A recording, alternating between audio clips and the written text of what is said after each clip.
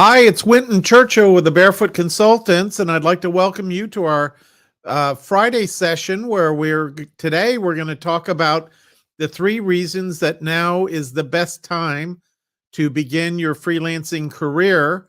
A few things to prepare for, a few things to think about before you get started. I'd like to welcome everybody that's listening live to this, and also welcome our listeners from the playback. We get about 95% of the folks that listen to this watch it on the playback. So we're always happy to answer your questions in the chat window, even if it's long after we've signed off today on Friday as we do this live. And so in my mind, there's kind of the analogy that fits for me is being a surfer. You know, if you're a surfer, you have to paddle out and you sit there on your board for a little bit and you watch a few waves and you wait till one comes along that looks big and exciting, and then you start paddling furiously and you catch the wave, and with luck you ride that into the shore. And just like the surfer, right now you have the opportunity to do some preparation around becoming a freelancer.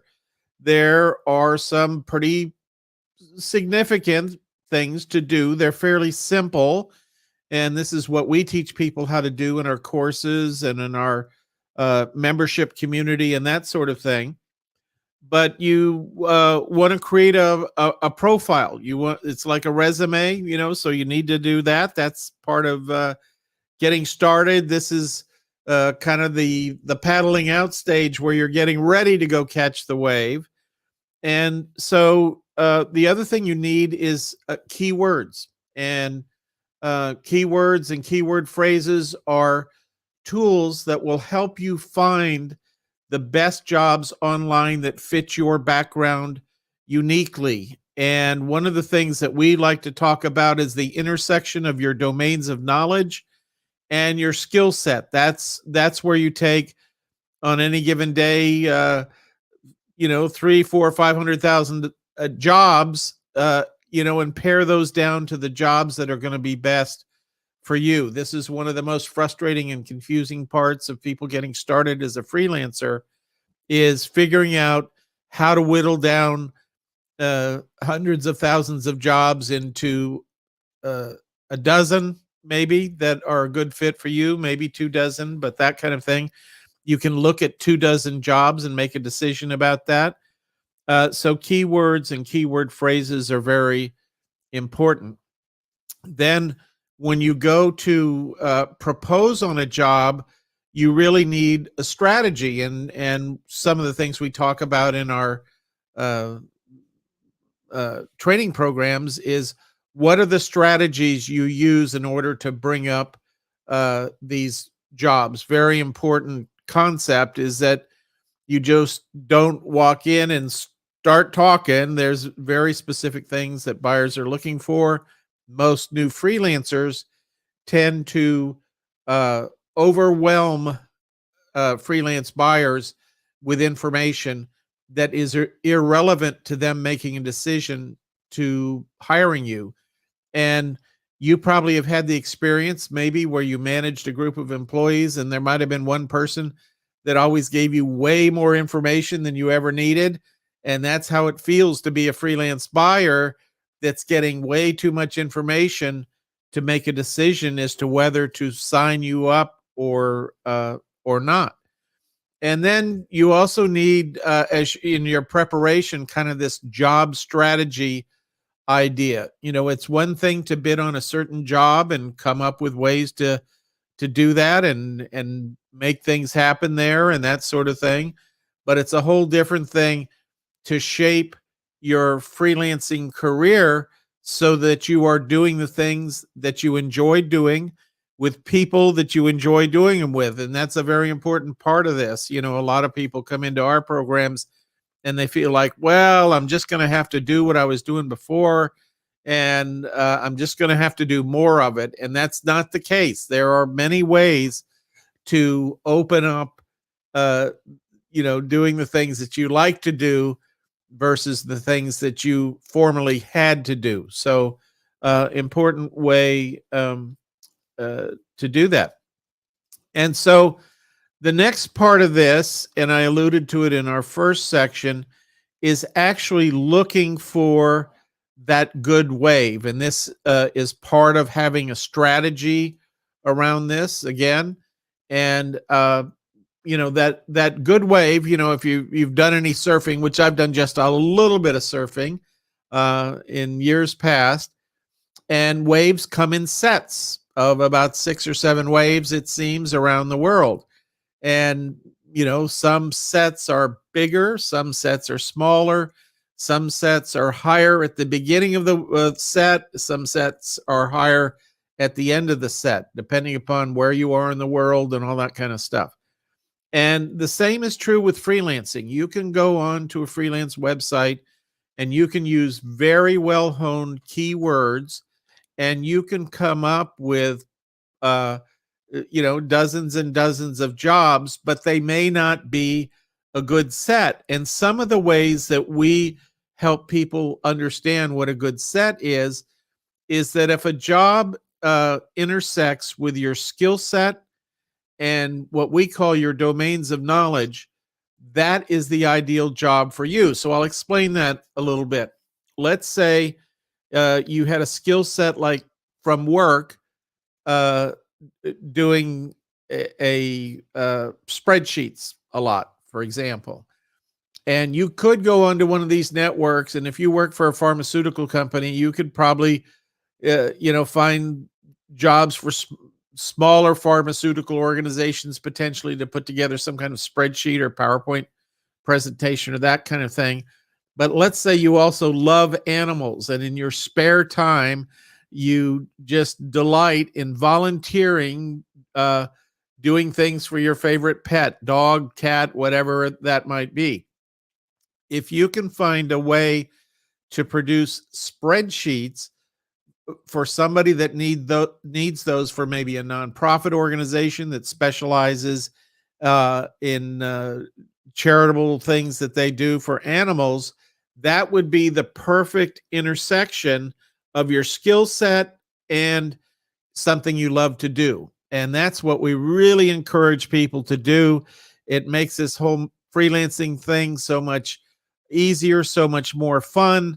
I've had other people that say, well, I like certain parts of my job, but I don't like other parts. And I say, well, that's fine, because let's focus on the parts of your job that you really enjoy, and let's get out there and catch that wave instead of all the other waves that are coming along. So a great way to kind of frame that in terms of what's happening with that.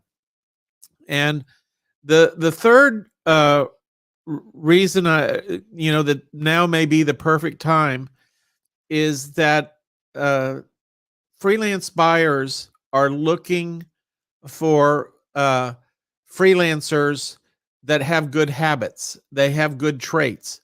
And one of the traits that really screams out to me as I've been working with baby boomers over the last 14 years, helping them get onto freelance networks, is courage to go in and do things, to accomplish something, the background to have a perspective on what the job is about, how that might fit into other pieces of the job that the freelance buyer has asked you to do. And that courage and that ability to turn in projects on time, that ability to do it in a way that if it's a document, that it looks good rather than if it looks messy, all those things come into play right now. And a lot of the newer freelancers getting onto these systems don't have the 10, 20, 30, 40 years of work experience that you have of doing those jobs. And as a result, they don't have those same attributes. And so while some people say, well, there's more freelancers out there than ever before, that is true. And there's also still more demand for freelancers than there are freelancers out there to fill those jobs, and that is true. But the idea of this whole pool of freelancers has a smaller segment of people, mostly baby boomers and people 50 plus, that really are battle tested. They know how to get things done in a difficult situation. And as we know, around the world, we've had all kinds of crazy stuff going on for the last couple years. And as we speak today, there's still more craziness going on. And I have talked to a lot of freelancers through this time over the last 2 years, and especially over the last month and the last few weeks. And you can tune in to what's going on out there, and it's terrifically sad in some cases. There's just um, lots of people need lots of help, and encourage you to help wherever you can. And I also know that there's not much any of us can do directly other than make charitable contributions or that kind of thing, and that's always a good thing to do. But the thing that I like to encourage people to focus on is focus on what you want to do. If you want to have a freelance career, the best way to have it is to start freelancing. And networks like Upwork and freelancer.com and guru.com and all the others, over 100 networks, are out there every day looking for freelancers to come help them get their work done, especially, and this is the factor that's really probably the most driving most people right now, is we're seeing mask mandates disappear, and um, people not wearing masks in public and that kind of thing. It's very refreshing to see that starting to happen. Feels much more today like we're past something than we were, even a month ago. So that's a very good thing.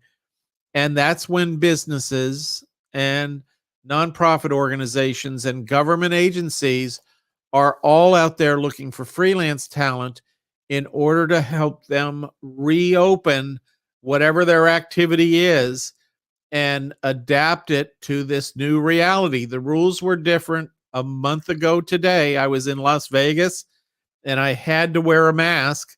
That was a mandate, and now you don't. And so, uh, as we go through this opening, lots of new stuff has to happen, and lots of everything from procedures to training, online virtual training. We've had a number of our members have found work doing that kind of thing, where they have a background in a certain field, and that industry needs to now train people on how to do their work differently because of still ongoing procedures and requirements and that kind of thing.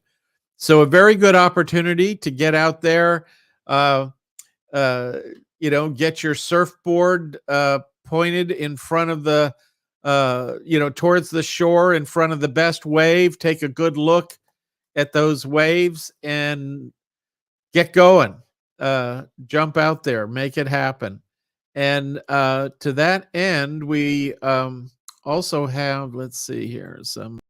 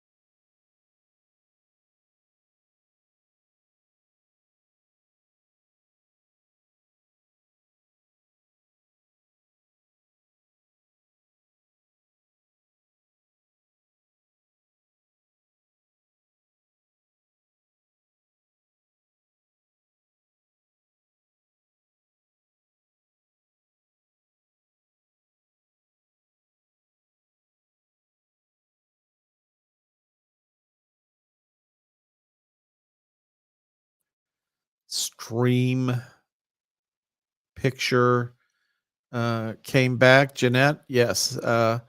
Everything went dark there for a second. It looks like I lost the connection.